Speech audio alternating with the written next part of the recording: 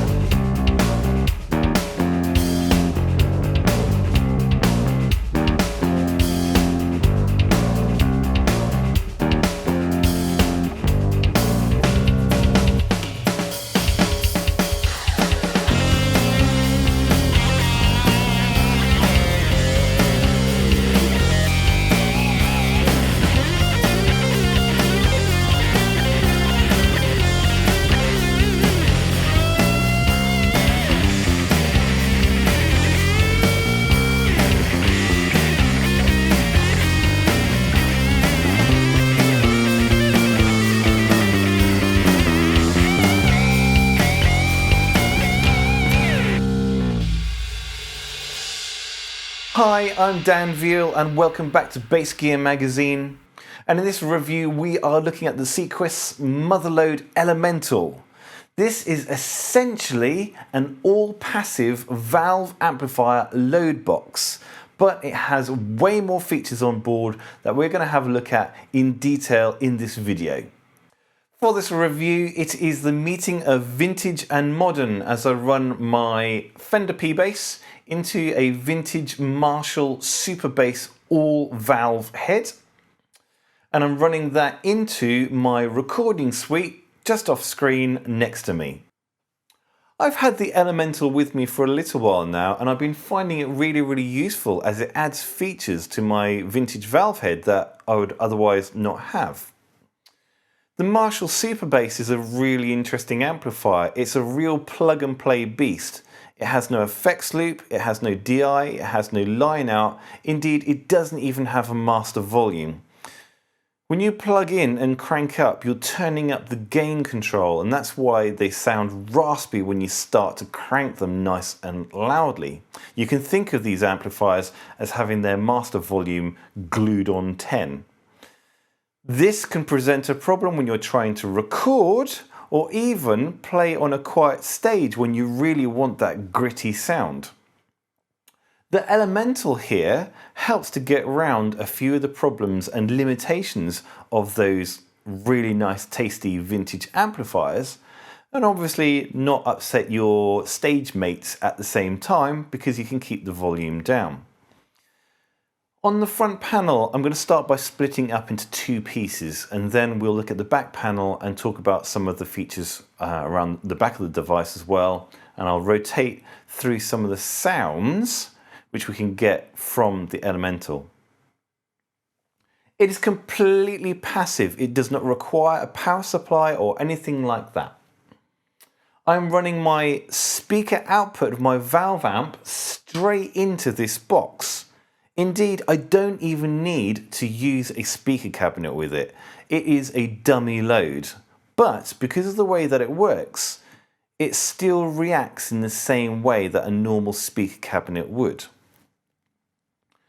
However, if I do connect speakers and I'm going for that ear-splitting gritty sound, then my first control on the left-hand side here is an attenuator.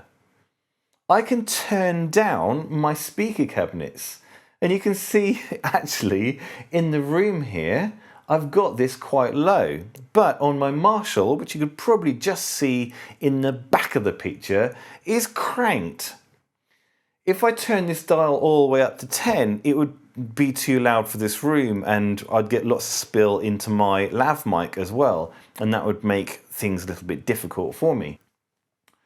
Next to that, we have some indicators that we've got signal going in, and actually we're overcooking a little bit with a green and a red LED.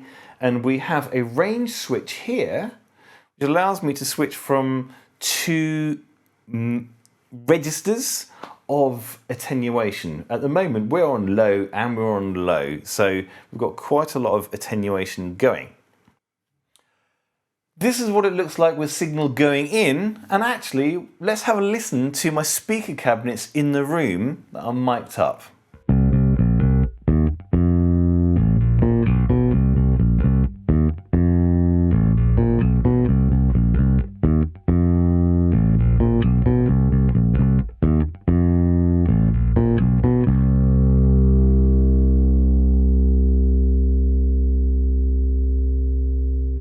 I'm using a nice full range microphone here to pick up the sound from the cabinets as clearly as possible.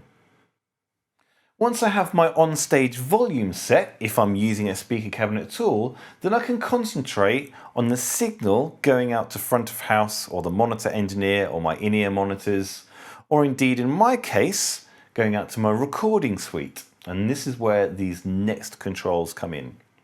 Right on the back of the device we have a XLR balanced line output, and there's a level control here, so I can just set that for an optimal signal level out to my recording device. The next two controls, I like this. Rather than moving a microphone around the front of a cabinet, I can move these dials and actually emulate the same effects. And that's what I'm going to do for you now. On the left-hand side, the dial marked distortion is actually emulating the position of a microphone on a speaker cone from center to edge. The dial next to it is to sweep through a range of different speaker cabinets. Immediately what I find interesting about this is rather than going, you can have this cabinet, this cabinet, this cabinet, or this cabinet, as it is a sweepable dial, you're getting absolutely everything in between. On the far left-hand side, a 4x12 bass cabinet emulation, and on the right-hand side of the dial, a vintage 12-inch speaker guitar cabinet.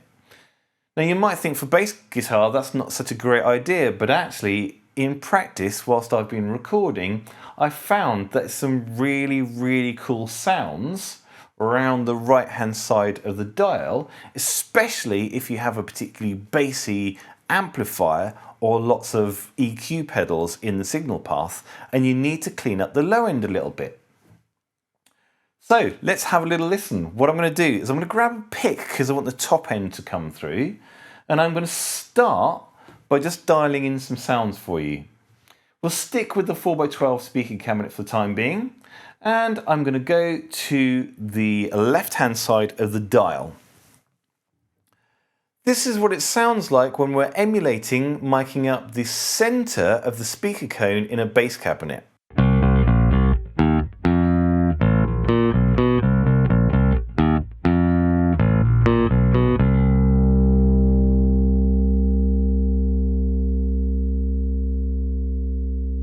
Sweeping through, I've gone to the top of the dial and have a quick listen to the subtle changes.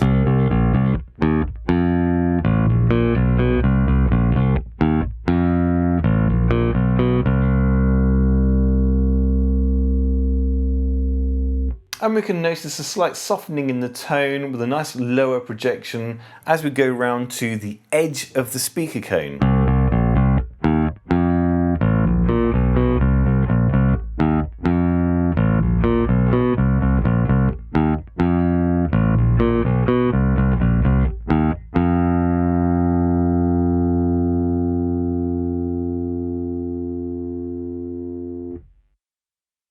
Hopefully, if you're listening with really good earphones or decent speakers, I suspect you're probably not going to hear a great deal of difference if you're listening on a small mobile device, then you should hear the subtle tone changes. Now in the manual it suggests that actually running distortion you're going to hear more of a difference, so if you're using a more of a gritty bass sound, then this could actually suit you really well. I'm going to dial back up to the middle position, and then we're going to sweep from the 4x12 cabinet position around to the 12-inch speaker cone position. Now, depending on your signal path after the Elemental, this could be a really useful addition rather than sat there messing around with EQ in post-production. Okay, this is the 4x12 speaker cabinet sound again.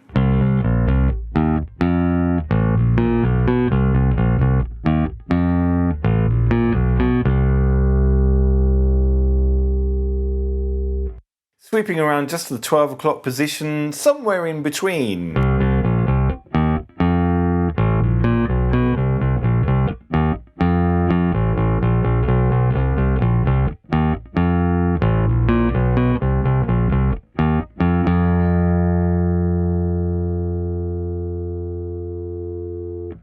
Round to the single 12-inch vintage speaker position.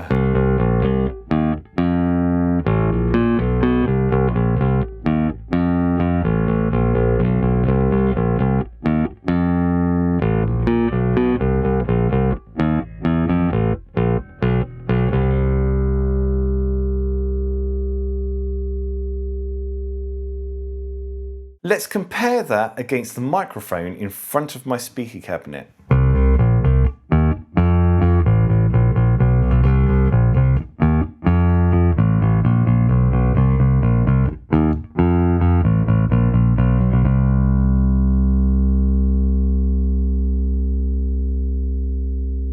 Let's whiz Elemental around and take a look at the back panel, because we can see there's quite a lot of other configuration options available to us aside from how I've set it up in the studio today. For a closer look at the back panel, I've popped my glasses on so I can see the labels, and on the far right hand side you can see the jack that I connected the speaker output of my valve amplifier to. Incidentally, it's very important that you choose the correct unit for the impedance load for your amplifier. So this particular one is the 4 ohm version. There's also 8 and 16 available. My two speaker cabinets together form a 4 ohm load, and the switch on the back of my valve amplifier was also set to 4 ohms. The next socket along is for an additional device from Sequest for switching between two different output levels. We don't have that today, so I'm going to move right along. Next then, two speaker outputs. These are governed by the master level on the front. So these are feeding the speaker cabinets like the ones I have here. Moving on to the left-hand side of the panel, this is the line level section. And indeed, in my video today, I was running straight out of the XLR output, governed by the XLR level control on the front, straight into my recording suite.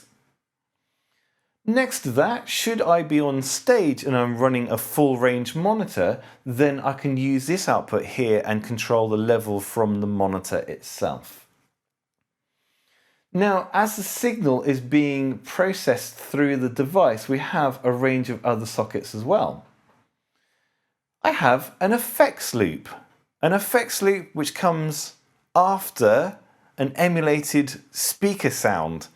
That I think is really useful. Maybe I have an effects chain such that I want to add in studio style delay or reverb or something like that, which usually you would add at the mixing desk. And I can do this because this is actually after the emulated speaker sound. Very clever indeed. Through in and through out here gives me the opportunity to run a unspeaker emulated sound out to another device. I could, for example, be running a slave amplifier into more speaker cabinets on stage or something like that, and that'll allow me a direct hookup where I might not actually need the speaker emulated sound. Now hopefully you can see already, even in the configurations that I've shown you today, how useful a device like this can be, especially especially if, like me, you love your analog gear, you love your old vintage valve amplifiers and have been limited by having to take a big speaker cabinet with you and then getting to the venue, like many in the UK, well, they have a sound limiter and we can't actually crank the amplifier up to get those really great sounds that we know and love. I'm certainly going to enjoy capturing some cool Marshall vintage bass tones through the Elemental into my recording suite. I'm kind of a little bit loath to send it back because it's been really useful with being able to lower the volume in my studio. As always, there is a written review to accompany my video in Bass Gear magazine, so please do check that out. And I'm certainly looking forward to bringing you another video again very soon. I've been Dan Veal and you have been watching Bass Gear magazine. See you again soon.